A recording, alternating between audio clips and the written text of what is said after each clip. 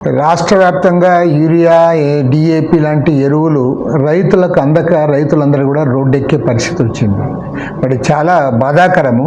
ఎందుకంటే రాష్ట్రంలో smart government ఉంది, బ్రహ్మాండమైన పరిపాలన ఉంది, తర్వాత పరిపాలన అంతా గాడిలో పడిందని చెప్పి ఒక సంవత్సర కాలంగా అధికారంలో ఉన్న వాళ్ళు చెప్పుకుంటూనే ఉన్నారు. మీరు కనీసం రైతులకు ఎరువులు కూడా అందజేయలేకపోతా ఉన్నారు. పైగా ఏమంటే ఇవాళ సాగు విస్తీర్ణం చాలా వరకు తగ్గిపోయింది. ఇవాళ రాయలసీమలో వేరుశనగ రైతులు వేరుశనగ సాగు చాలా పెద్ద ఎత్తున తగ్గించారు. ఈవెన్ నాగార్జున సాగర్ ఆయకట్టు కింద ఇంకా అసలు పంటలే మొదలు కాలేదు.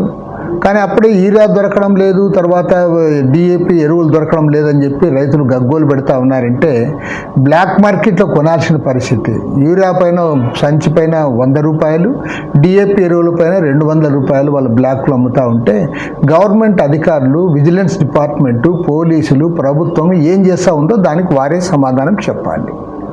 చంద్రబాబు నాయుడు గారేమో సుపరిపాలన అని చెప్పి అందరినీ ప్రజల్లో ప్రచారం చేయమంటున్నాడు. సుపరిపాలన మీరు ప్రచారం చేస్తే సుపరిపాలన అవుతుంది అని నేను అడుగుతా ఉన్నాను. సుపరిపాలన అంటే మీరు సక్రమంగా ఎరువులు కూడా ఇవ్వలేకపోయారు.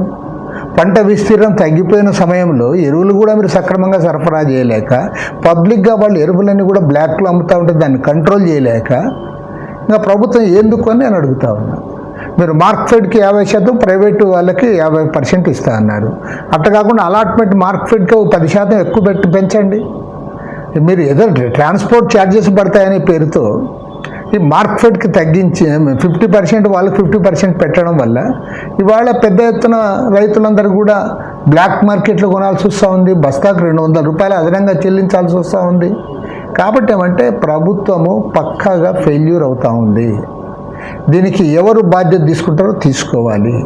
కాబట్టి ఏమంటే ఒక మంత్రి గారి పర్యవేక్షణలో ఒక సీనియర్ ఐఏఎస్ ఆఫీసర్ నియమించి రాష్ట్ర వ్యాప్తంగా రైతులందరికీ సక్రమంగా ఎరువులు అందజేసే బాధ్యత తీసుకోవాలని చెప్పి ప్రభుత్వాన్ని సిపిఐ తరఫున డిమాండ్ చేస్తున్నారు.